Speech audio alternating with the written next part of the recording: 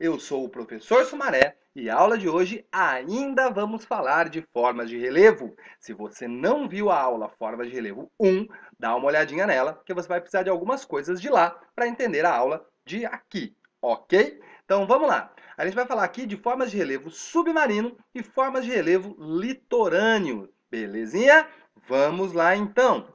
Quando a gente fala de relevo submarino, então a gente está olhando aqui para o fundo do mar, Sumaré? Não necessariamente, porque olha só, a gente falou de plataforma, a gente falou de continente e oceano, a gente tem dois tipos de superfície, beleza?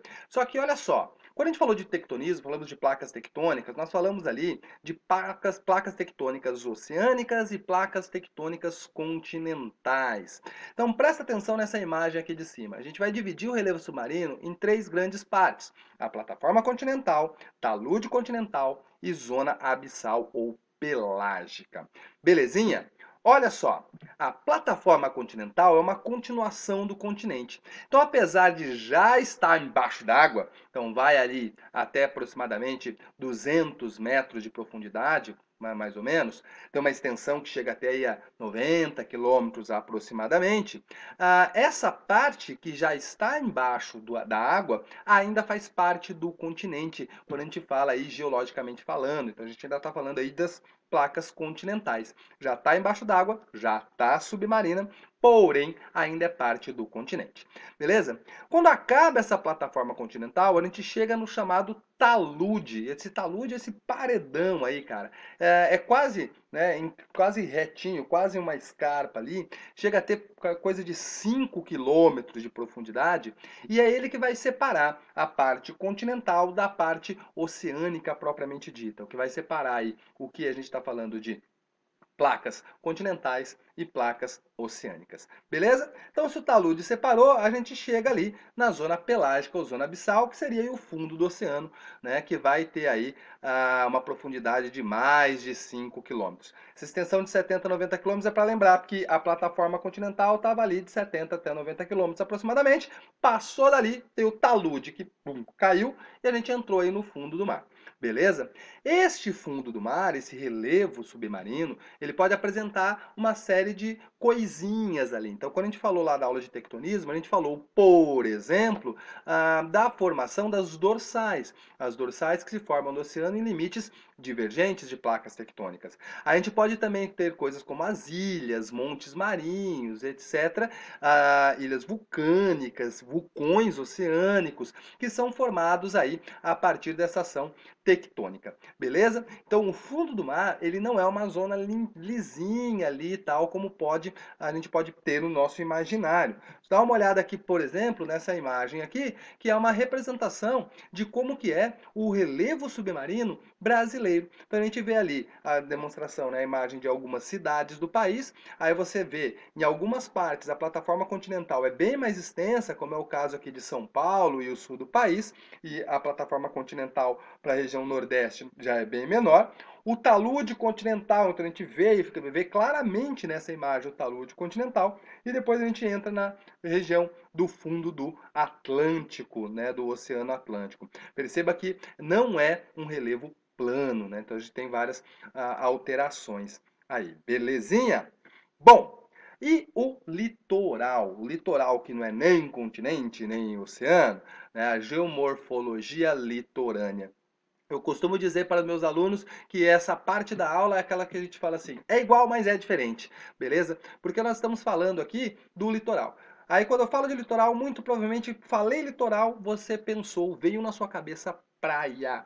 E por que que vem praia na nossa cabeça quando a gente pensa em litoral?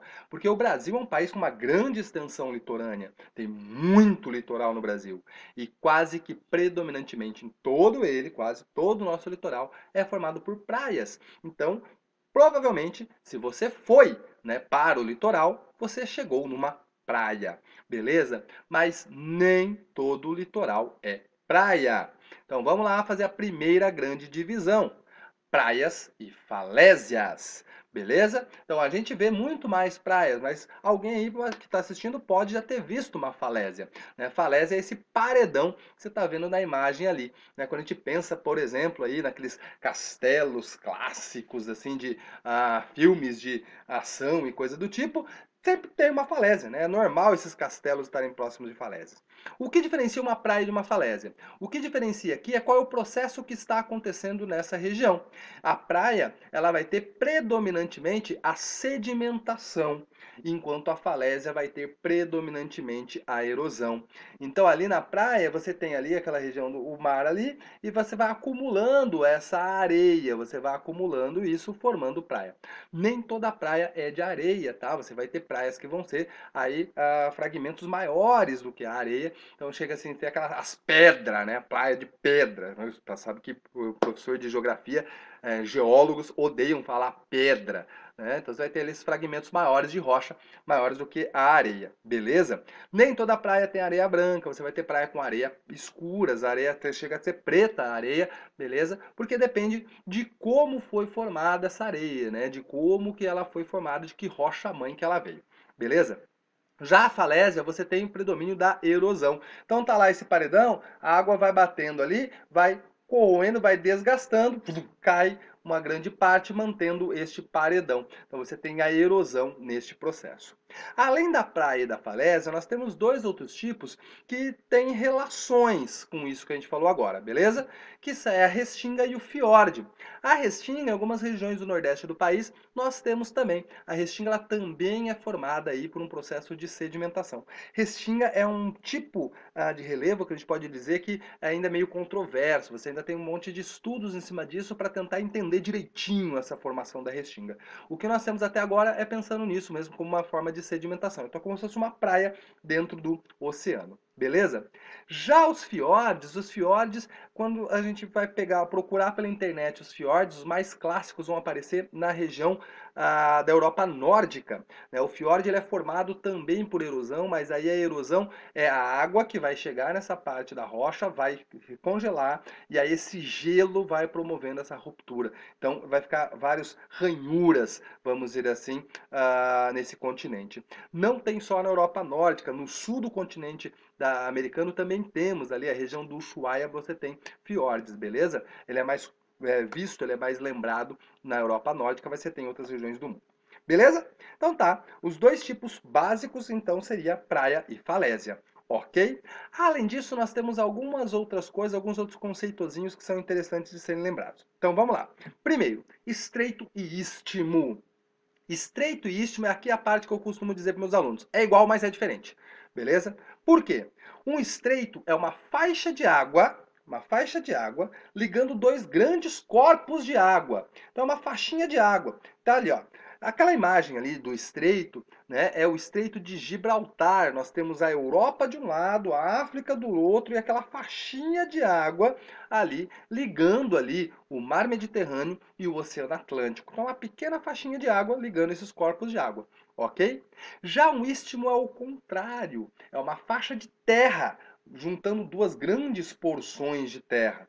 Então ali a gente tem o exemplo da América Istmica, a América Central Istmica. A América Central é um istmo que liga a América do Norte e a América do Sul. Então aquela faixinha de terra ligando dois grandes corpos de terra, beleza? Separando aí de um lado o Oceano Atlântico, do outro lado o Oceano Pacífico, beleza?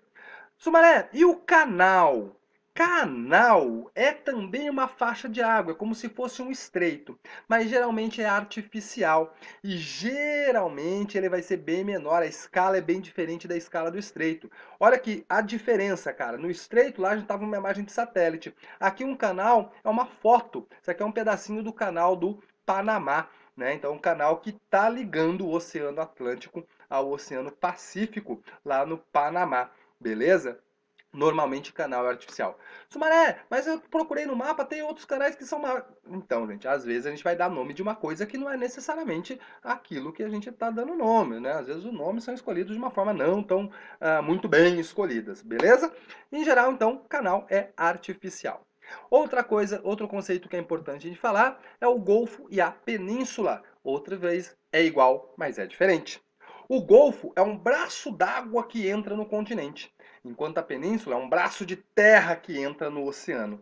Então o Golfo é como se fosse uma continuação do oceano para dentro do continente. Então a gente tem um exemplo aí, nessa imagem, a gente está vendo ali os Estados Unidos, o México ali, né? Então a gente vai ter o Golfo do México, que é um golfo, então o Oceano Atlântico entrando para dentro da América do Norte. Beleza?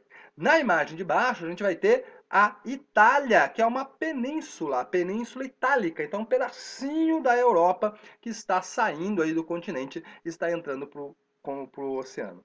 Gente, aqui vai uma dica do Sumaré. Quando a gente vai falar de relevo dos países, tal, geografia regional, a Europa ela tem um relevo peculiar porque a Europa ela tem um grande número de golfos e de penínsulas. A gente vai dizer que a Europa ela tem um litoral extremamente recortado e isso vai ser importante para o clima europeu. Então aqui dá para a gente guardar um pedacinho dessa aula de relevo para usar lá na aula de clima lá na frente. Beleza?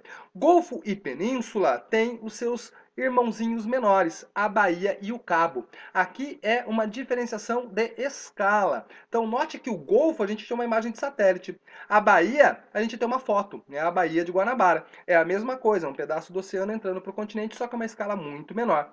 Da mesma forma que o cabo, que é um pedacinho de terra. Aí é o Cabo da Boa Esperança, que fica na África do Sul. Então a gente dá para ver uma foto, é um pedacinho do continente que está indo para o oceano. Beleza? Essa aula de hoje foi uma aula bastante conceitual, um monte de conceitozinhos, um monte de nomezinhos.